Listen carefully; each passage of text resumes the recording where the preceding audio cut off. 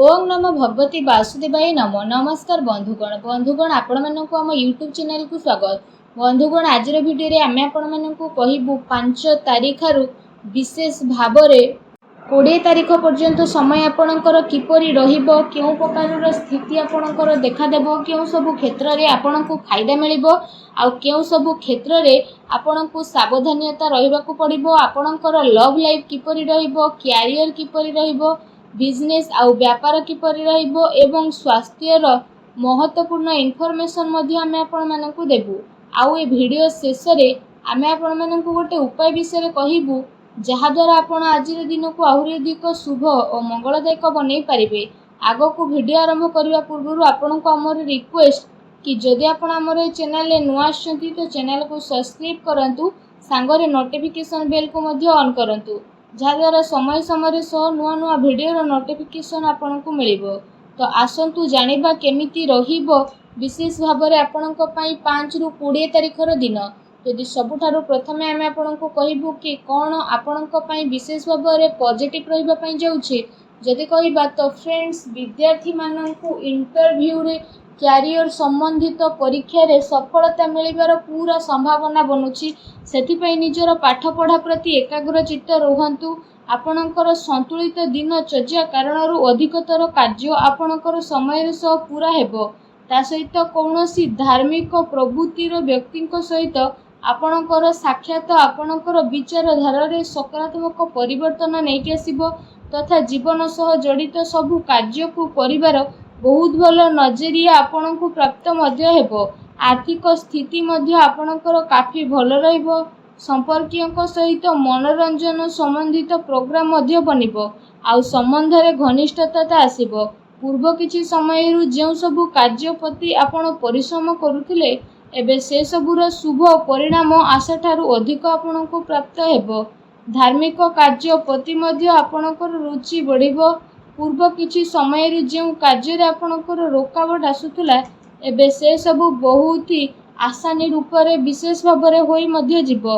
वस्त्र आभूषण भली जिनिस किणा किणी रे आपणकर टाइम स्पेंड रे रहिबो। समय आपणको सपक्ष रे रहिबो, तेणु ताकू सम्मान करंतु। कोनोसी शुभ समाचार मिलिबा कारणरू घरे खुशीर माहौल रहिबो। आपणको परिश्रम द्वारा करा जायतिबा कोनोसी महत्वपूर्ण कार्य ए दिन रे संपन्न हेबो। आपणकर योग्यता क्षमता उपरे परिवार सदस्य माने गर्व अनुभव करिवे। कोनोसी विशेषणीय व्यक्तिंकर परामर्श सहयोग आपणकर हजि जाइतिबा प्रतिष्ठा को हासिल करिवो, जहाँ द्वारा आपणकर आत्मविश्वास रे वृद्धि हेबो। घरे कोनोसी धार्मिक आयोजन मध्ये आपणकर संपन्न हेबो। तो ए दिन आपणक पई जदि कहबा बहुत ही भल दिन रहिबो। ए दिन रे आपणको नुआ नुआ सफलता मिलिबार अनेक ही जोग मध्य बनुछि। आसंतु जानिबा आपणक पई ए दिन रे कोन नेगेटिव रहिबो। फ्रेंड्स को सहित ए दिन अजथा बुला बुली करिबारे आपणको टाइम स्पेंड करंतु नहीं। निजर शारीरिक ऊर्जा को बनेकी रखंतु। अलसुआरे मनोरंजन रे समय व्यतीत करिबा द्वारा बनुथुबा कार्य रे रोकावट आसीपारे। निजर महत्वपूर्ण दस्तावेज को संभाळिकी रखंतु। केही यार भूल व्यवहार मध्य करिपारे आउ ए कारण पई आपणकर स्वाभिमान को मध्य बहुत बड़ा आघात लागिबो। संतानकर गतिविधि उपरे कोड़ा नजर रखंतु। पिलांको समस्या को शांतिपूर्ण भाव में रखिछु आउ ताकू रागिबा क्रोध करिबा द्वारा तांको भितरे हीन भाव सृष्टि होइथाय। काल्पनिक कथा उपरे अधिक ध्यान न देके यथार्थ उपरे विश्वास करंतु। किंतु ध्यान रखंतु कौनसी भी कार्य को करिबा पूर्वरु तार भल खराब स्थिति विषय रे आपण विचार अवश्य करंतु, कारण किछि भूल हेबार संभावना मध्य रहिछि। ता सहित अधिकतर समय घरु बाहर को व्यतीत करबा को मध्य पड़ी पारे। किंतु सफलता प्राप्त करबा पई मर्यादार ध्यान रखिबा आपणक पई आवश्यकता रहिछि। कोनोसी भी अनुचित कार्य आपणकर क्रोधपूर्ण व्यवहार आपणकर योजना को बदलैबो, तेणु सावधान रुहंतु। अन्यर सुझाला उपरे गंभीरतार सह विचार करंतु तथा अजथा खर्चरू बंचिकी रुहंतु। अचानक ही कोनोसी महत्वपूर्ण खर्च आपणकर सामना को आसी पारे। ता सहित कोनोसी निकट संबंधियों को द्वारा मतभेद हेबार पूरा संभावना अछि, तेणु सावधान रुहंतु। आसंतु जानिबा ए सबु दिन रे आपणकर लव लाइफ किपरि रहिबो। विवाहिक जीवन स्थिति सुखमय रहिबो। प्रेम संबंध रे एसबु दिन में मजबूतता आसब प्रेम संबंध एसबु दिन आपणकर बहुत ही अनुकूल रहिबो। पारिवारिक गतिविधि रे आपणक सहयोग आ समर्पण वातावरण को आहरी अधिक खुशी भरा करदेव तथा आपसिक संबंध रे आहरी अधिक घनिष्ठता आसब। पति पत्नी संबंध रे मधुरता रहिबो। कौनसी भी महत्वपूर्ण कार्य रे निजर जीवन साथी परामर्श अवश्य नियंतु।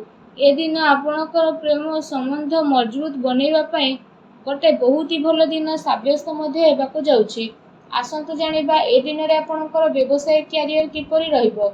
ए दिन रे ग्रहर स्थिति आपणक सपक्ष रे जीवो।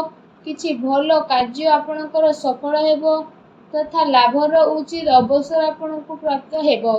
चाकरी पेशा व्यक्ति निजर कार्य को बहुत ही ध्यान पूर्वक करंतु। कौनसी भूल हेबार आज संभावना मध्य रही। दैनिक आय रे वृद्धि हेबो। ता सहित संबंधित कार्य रे आपणक ध्यान केंद्रित करिवे। कौनसी बड़ अनुबंध मिलिबार संभावना रही। चाकरी पेशा व्यक्ति विशेष को निजर टार्गेट पूरा करने द्वारा लाभ मध्य मिल पारे।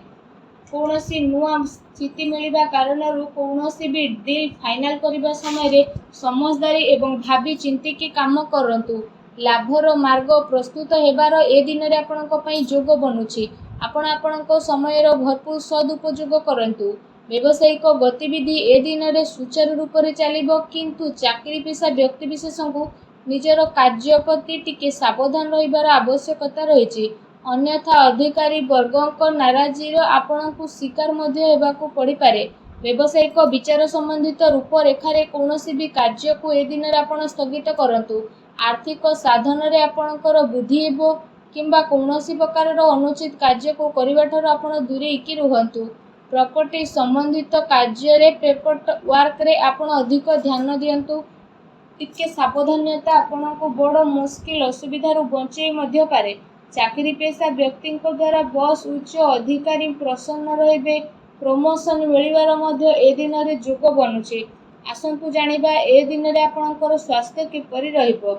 ए दिन रे आपण पढ़िबा ठारू विशेष भाव रे आघात लागिबार संभावना आपणक पई बनुछि। तो सेथि पई आपण अत्यधिक सावधान रुहंतु जेमिति कि आपणक स्वास्थ्य बहुत ही भल रहिबो। या सह निज स्वास्थ्य को आहुरी अधिक भल रखिबा पई आपण प्रत्येक दिन योग करंतु, व्यायाम करंतु, सुस्थ रुहंतु।